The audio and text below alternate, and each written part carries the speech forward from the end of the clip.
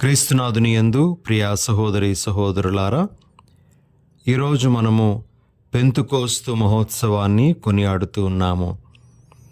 మేడగదిలోనున్న అపోస్తులుల మీదకు పవిత్రాత్మ అగ్ని నాలుకల రూపంలో వేంచేసి వచ్చి వారిని తన శక్తితో నింపినటువంటి ఘట్టాన్ని, ఆ అపోస్తులులను ప్రభువుకు సాక్షులుగా మలచినటువంటి ఘట్టాన్ని ఈరోజు మనము ధ్యానిస్తూ ఉన్నాము. ఈనాటితో మనము పాస్కా కాలాన్ని ముగించుకొని సాధారణ కాలంలోనికి అడుగు పెడుతూ ఉన్నాము. పెంతుకోస్తు మహోత్సవాన్ని శ్రీసభ ఆవిర్భావ దినము లేదా శ్రీసభ జన్మించినటువంటి దినముగా మరి మన శ్రీసభ మనందరికీ తెలియజేస్తూ ఉన్నది. ఈ రోజున ఈ పెంతుకోస్తు మహోత్సవం కొనియాడుతూ ఉండగా మనము రెండు ముఖ్యమైనటువంటి విషయాలను ధ్యానించటానికి ప్రయత్నం చేద్దాం. మొదటి విషయం, పవిత్రాత్మతో నిండినటువంటి వారి జీవితాలు ఎలా ఉండాలి, ఎలా ఉంటాయి అనేటువంటి విషయం. రెండవది, పెంతుకోస్తు పండగ నాడు జరిగినటువంటి సంగతులు మన జీవితంలో పునరావృతం కావాలి అంటే మనం ఏం చేయాలి అనేటువంటి రెండు విషయాలు. ఈ రెండింటినీ మనము క్లుప్తముగా మనము ధ్యానించడానికి ప్రయత్నం చేద్దాం. మొదటిది, పవిత్ర ఆత్మతో నిండినటువంటి వారి జీవితాలు ఎలా ఉండాలి, ఎలా ఉంటాయి అనే విషయం. ప్రియ సహోదరి సహోదరులారా, పవిత్ర ఆత్మతో నిండినటువంటి వారి జీవితాలు వాస్తవానికి క్రొత్త జీవితాలుగా ఉంటాయి. మార్పుతో కూడుకున్నటువంటి జీవితాలుగా ఉంటాయి. ఒక 4 విషయాలు పవిత్రాత్మతో నిజంగా నింపబడినటువంటి వారి జీవితాలు ఎలా ఉంటాయో మనకు సూచిస్తూ ఉండగా వాటిని మనము ధ్యానించుకుందాం. మొదటిది, పవిత్ర ఆత్మతో నిండినటువంటి వారి జీవితాలు మంచితనముతో నిండి ఉంటాయి. మనము పౌలు గారు గలతీలకు రాసినటువంటి లేఖ 5వ అధ్యాయంలో ఆత్మ ఫలాలను గురించి ఆలకిస్తాం. అనేకమైన ఆత్మ ఫలాలలో మంచితనము ఒక ఫలము. ప్రియ సహోదరి సహోదరులారా, పవిత్ర ఆత్మతో నింపబడినటువంటి వారు మంచితనములో జీవిస్తారు. మంచితనాన్ని వారు ఎల్లప్పుడూ తమలో నిలుపుకుంటారు అని మనము గ్రహించాలి. మరి మంచితనములో జీవించడం అంటే ఏమిటి అని మనం ప్రశ్నించుకుంటే, మంచితనంలో జీవించేటువంటి వారు మొదటిగా చెడును ద్వేషిస్తారు అని మనం గుర్తించాలి. పౌలు గారు రోమీయులకు రాసినటువంటి లేఖ 12వ అధ్యాయము 9వ వచనంలో మనము ఈ విధంగా చదువుతాం. ప్రేమ నిష్కపటమైనదై ఉండవలెను, చెడును ద్వేషించి మంచిని అంటిపెట్టుకొని ఉండుడు. చెడు అనేటువంటిది ఎలాంటి రూపంలో ఉన్నప్పటికీ కూడా దానిని దరిదాపులకు రానివ్వకుండా జీవించేవారు ఆత్మతో నింపబడినటువంటి వ్యక్తులుగా మనం చెప్పుకోవచ్చు. కొన్నిసార్లు చెడు అనేటువంటిది ఏ రూపంలో ఉంటుంది అంటే, ఇతరులు అంటే ఒక రకమైనటువంటి ద్వేషభావంతో జీవిస్తే, ఇతరులను చూసేటప్పుడు వారి ఎడల కోపభావంతో మనము ఉన్నట్లయితే, వారి మీద ముందుగానే ఏర్పాటు చేసుకున్నటువంటి అభిప్రాయాల ప్రకారంగా ఉంటూ వారిని దరిదాపులకు కూడా రానివ్వకుండా చేస్తే అటువంటి వారిలో ఆత్మ లేదు అని మనం చెప్పవచ్చు. ప్రియ సహోదరి సహోదరులారా, కాబట్టి మంచితనము చెడును ద్వేషిస్తుంది. ఎలాంటి రూపంలో ఉన్న చెడునైనా అది ద్వేషిస్తూ ఉంది అని మనం గుర్తించాలి. అదేవిధంగా మంచితనములో జీవించడము అంటే ఒకరిని ఒకరు గౌరవించుకునే విధంగా ఆత్మ మనలను ప్రేరేపిస్తూ ఉంది. ఒక వ్యక్తిని వ్యక్తిగా గౌరవిస్తూ ఆ వ్యక్తికి ఇవ్వాల్సినటువంటి స్థానాన్ని ఇచ్చేటప్పుడు మనము నిజంగా ఆత్మతో నింపబడినటువంటి వాళ్ళంగా మనం చెప్పుకోవచ్చు. కాబట్టి మంచితనంలో ఇతరులను గౌరవించడం అనేటువంటి అంశం ఉంటుంది. మూడవది, ఆత్మతో నింపబడినటువంటి వ్యక్తి మంచితనంలో ఎలా జీవిస్తాడు అంటే అవసరంలో ఉండేటువంటి వారిని అతడు ఆదుకోవడానికి సిద్ధంగా ఉంటాడు. రోమీలకు పౌలు గారు రాసినటువంటి లేఖ 12వ అధ్యాయము 13వ వచనంలో ఈ విధంగా మనం చదువుతాం. అవసరములలోనున్న సోదరులను ఆదుకొనుడు, అతిథి సత్కార్యములను ఆచరింపుడు అని. ప్రియ సహోదరి సహోదరులారా, నిజంగా మంచితనంలో మనము జీవించడము అంటే అవసరంలో ఉండేటువంటి వారిని ఆదుకోవడానికి ముందుకు రావడం, వారి కష్టాన్ని అర్థం చేసుకోవడం, వారి యొక్క పరిస్థితిని గ్రహించటానికి ప్రయత్నం చేయడం. ఇది ఆత్మతో నింపబడినటువంటి వారు గ్రహించగలిగేటువంటి విషయం. తమలో ఉండేటువంటి మంచితనాన్ని బట్టి వారు ఆ ఇతరుల అవసరాలను గుర్తించగలుగుతారు, సహాయం చేయడానికి ముందుకు వస్తారు. అదేవిధంగా మంచితనము అంటే అందరి దృష్టిలో మేలైనటువంటి దానిని ఆచరించడం. దీనికి సంబంధించి కూడా మనము రోమీలకు రాసినటువంటి లేఖ 12వ అధ్యాయము 17వ వచనంలో ఈ విధంగా మనము చదువుతాం. అందరి దృష్టిలో మేలైన దానిని ఆచరింపుడు. మన దృష్టిలో మేలైనటువంటిదో లేదా మన కుటుంబం దృష్టిలో మేలైనటువంటి దానినో కాదు, కానీ అందరి దృష్టిలో మేలైనది, అది అందరికీ ఆమోదయోగ్యంగా ఉంది, అందరికీ అది మేలును చేస్తుంది అనేటువంటి విధంగా మనము ఆ కార్యాన్ని చేయగలిగితే అది కూడా మంచితనానికి సంబంధించినటువంటి విషయంగా మనం చెప్పుకోవచ్చు.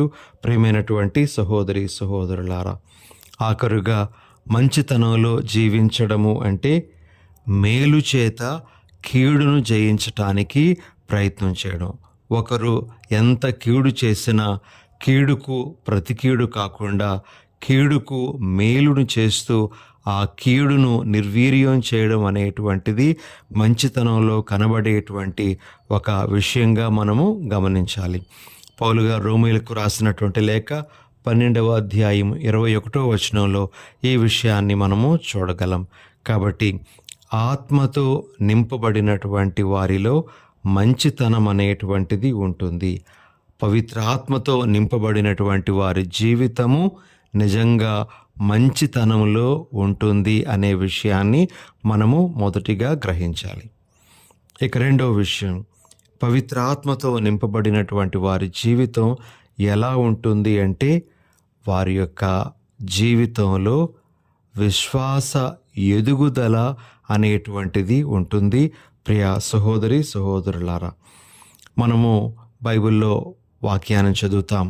ముఖ్యంగా ఈరోజు మనం ఆలకించినటువంటి రెండవ పట్టణం, పౌలు గారు కొరింథీయులకు రాసినటువంటి లేఖలో మనము ఒక విషయాన్ని ఆలకిస్తాం.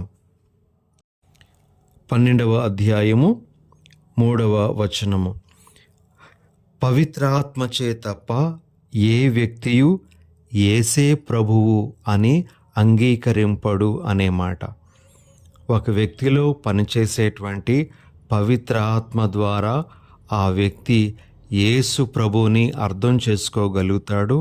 ఆ యేసు ప్రభు యొక్క విశ్వాసంలో ఎదగగలుగుతాడు. ఒకవేళ మనము మన విశ్వాసంలో ఎదుగుదలను చూపించలేకపోతూ ఉంటే మనలో ఉండేటువంటి ఆ పవిత్రాత్మను మనము గుర్తించడం లేదు అని మనం గ్రహించాలి. పవిత్రాత్మ మనలో ఉన్నారు అని గుర్తిస్తే తప్పనిసరిగా విశ్వాసంలో ఎదుగుదల అనేటువంటిది మనకు కనబడుతుంది.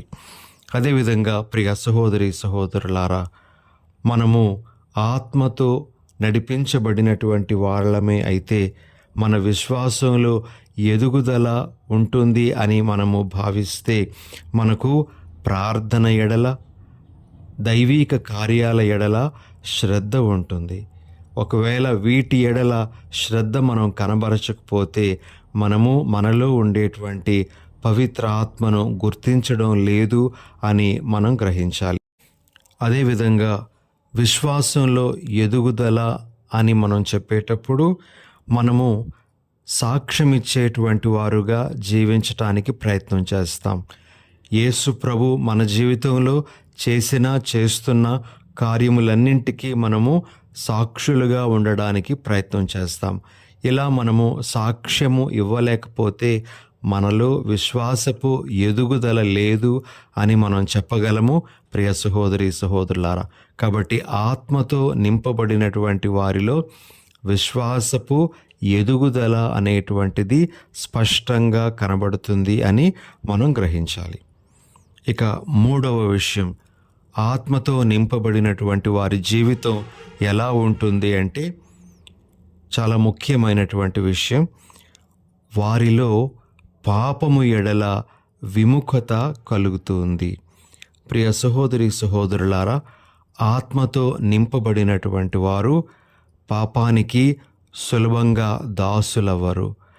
పాపానికి సులభంగా వారు లొంగిపోరు. దానికి కారణం ఏమిటి అంటే వారు తాము పవిత్రాత్మకు మందిరాలు అనే విషయాన్ని గుర్తిస్తారు. అదేవిధంగా ఆత్మ సన్నిధి వారిలో ఉంది అనే విషయాన్ని వారు గుర్తిస్తారు. కాబట్టి వారిలో పాపము ఎడల విముఖత అనేటువంటిది కలుగుతూ ఉంది.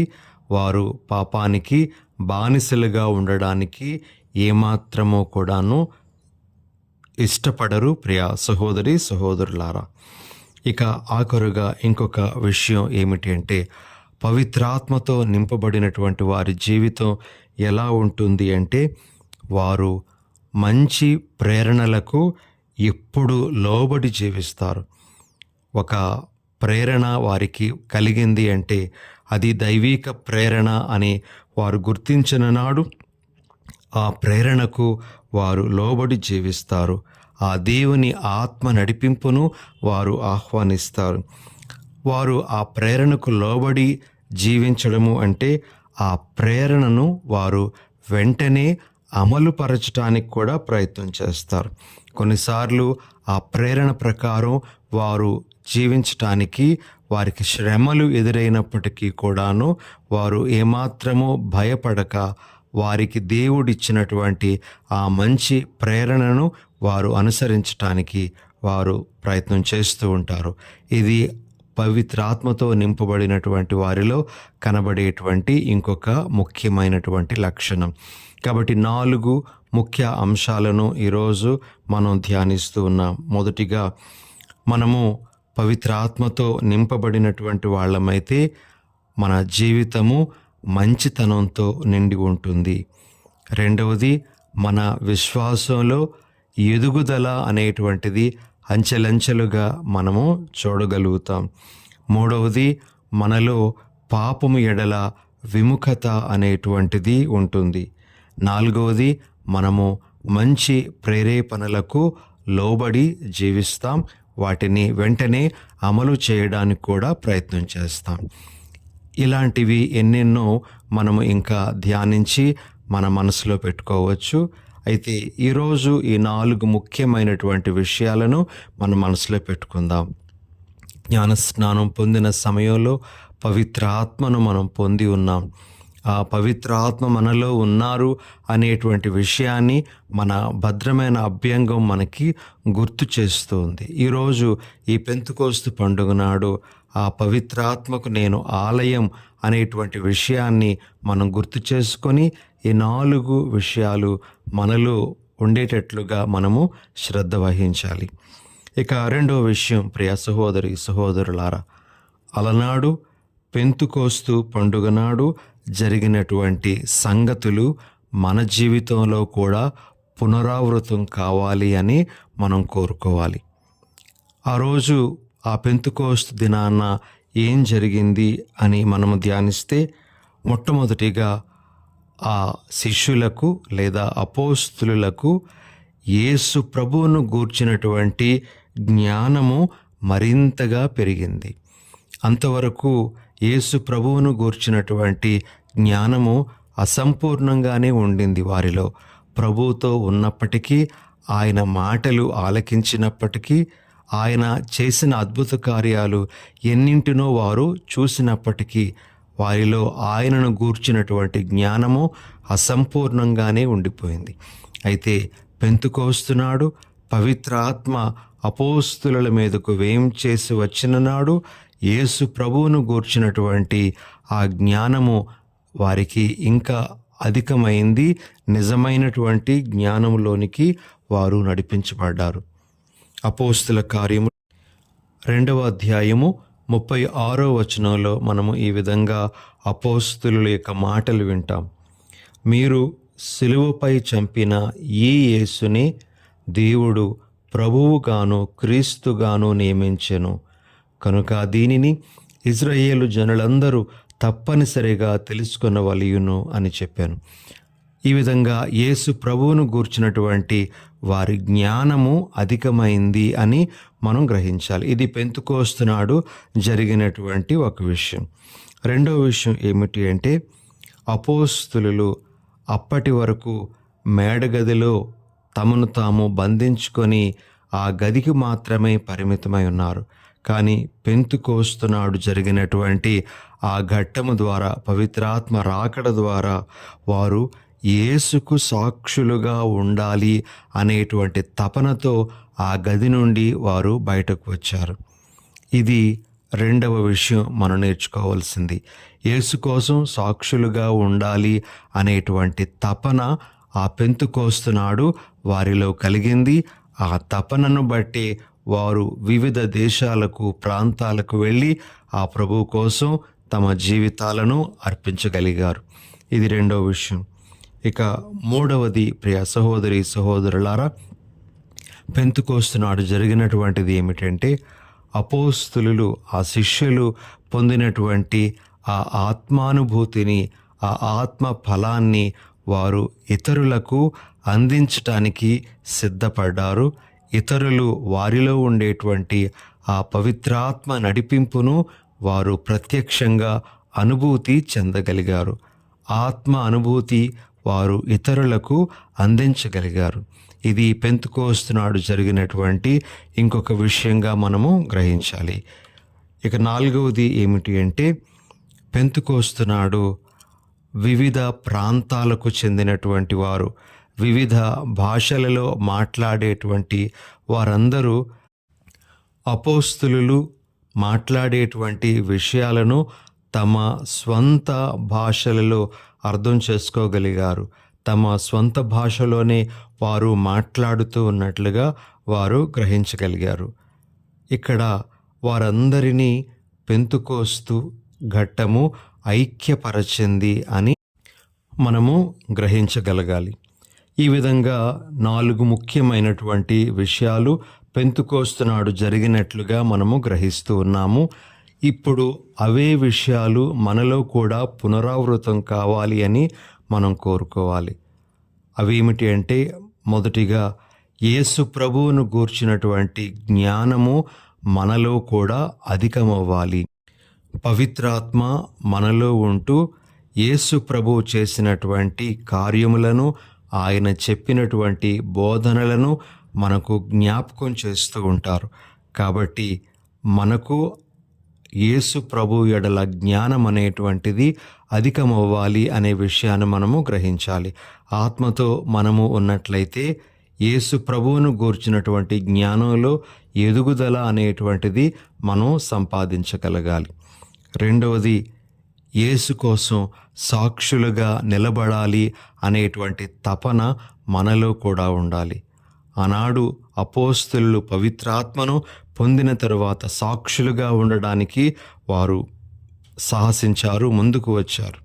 మరి ఈనాడు ఆత్మతో నింపబడినటువంటి మనము కూడా అదే సాక్షిభూత జీవితానికి సంసిద్ధంగా ఉండాలి అనేది ప్రభు మనకు నేర్పిస్తూ ఉన్నారు.